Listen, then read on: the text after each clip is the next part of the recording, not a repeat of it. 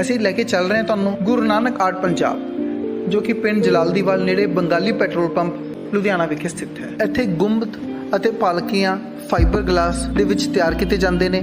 ਇੱਥੇ ਘੋੜੇ, ਸ਼ੇਰ, ਦੇਵੀ ਦੇਵਤੇ, ਸਿੰਘ ਸ਼ਹੀਦ ਆਦਿ ਹਰ ਤਰ੍ਹਾਂ ਦੇ ਬੁੱਤ ਫਾਈਬਰ ਗਲਾਸ ਵਿੱਚ ਤਿਆਰ ਕੀਤੇ ਜਾਂਦੇ ਨੇ। ਗੁਰੂ ਨਾਨਕ ਆਰਟ ਪੰਜਾਬ ਪੂਰੇ ਪੰਜਾਬ ਵਿੱਚ ਨਹੀਂ ਬਲਕਿ ਵਿਦੇਸ਼ ਵਿੱਚ ਵੀ ਬ੍ਰਾਂਡ ਬਣ ਚੁੱਕਾ ਹੈ। ਪੰਜਾਬ ਇੰਡੀਆ ਤੋਂ ਨਹੀਂ ਬਲਕਿ ਫੋਰਨ ਤੋਂ ਵੀ ਗੁਰੂ ਨਾਨਕ ਆਰਟ ਪੰਜਾਬ ਵਿਖੇ ਆਰਡਰ ਆਉਂਦੇ ਨੇ ਅਤੇ ਗੁਰੂ ਨਾਨਕ ਆਰਟ ਪੰਜਾਬ ਵੱਲੋਂ ਬਹੁਤ ਹੀ ਵੱਧ ਚੜ੍ਹ ਕੇ ਆਪਣੀ ਸੇਵਾਵਾਂ ਦਿੱਤੀਆਂ ਜਾ ਰਹੀਆਂ ਨੇ। ਸਾਡੀ ਟੀਮ ਨੇ ਇੱਥੋਂ ਦੇ ਓਨਰ ਨਾਲ ਗੱਲਬਾਤ ਕੀਤੀ, ਜਿਨ੍ਹਾਂ ਨੇ ਸਾਨੂੰ ਗੁਰੂ ਨਾਨਕ ਆਰਟ ਪੰਜਾਬ ਬਾਰੇ ਵਿਸਥਾਰ ਨਾਲ ਜਾਣਕਾਰੀ। ਆਓ ਚੱਲਦੇ ਹਾਂ ਗੁਰੂ ਨਾਨਕ ਆਰਟ ਪੰਜਾਬ, ਪਿੰਡ ਜਲਾਲਦੀਵਾਲ, ਲੁਧਿਆਣਾ।